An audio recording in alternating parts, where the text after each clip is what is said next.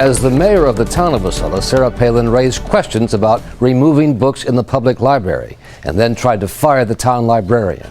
She says the two were not connected. Sarah Palin was elected the mayor of Wasilla in 1996 with the strong backing of her church, the Wasilla Assembly of God. It wasn't just simply a matter of her using the religious right to get elected.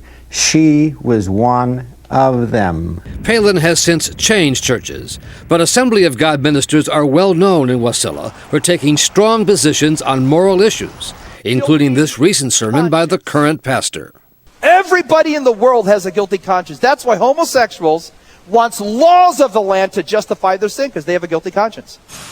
Around the time Palin became mayor, the church and other conservative Christians began to focus on certain books available in local stores and in the town library, including one called Go Ask Alice and another written by a local pastor, Howard Bess, called Pastor I Am Gay. This whole thing of controlling, information, censorship, yeah, that's a part of the scene. Not long after taking office, Palin raised the issue at a city council meeting of how books might be banned, according to news accounts and a local resident, a Democrat, who was there. Mayor Palin asked the librarian, "What is your response if I asked you to remove some books from the collection of the Wasilla Public Library?" The Wasilla librarian, Mary Ellen Edmonds, the then president of the Alaska Library Association, responded with only a short hesitation.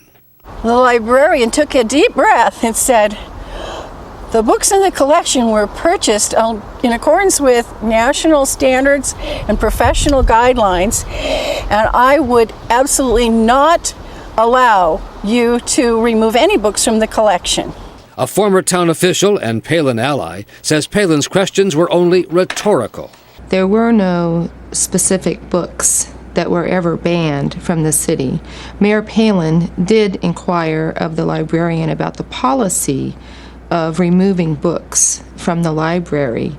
A few weeks after the council meeting, the mayor fired the librarian, although she was reinstated after a community uproar. You'd like to hope that elected officials understand the role of the librarian in democracy, that is, to provide access to information to everybody in the community.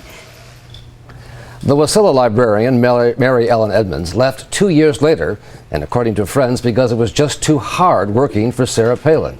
In a conversation with me yesterday, the librarian said she could not recall Palin ever asking for specific book titles to be removed from the shelves, but she acknowledged her treatment by Palin had been very rough.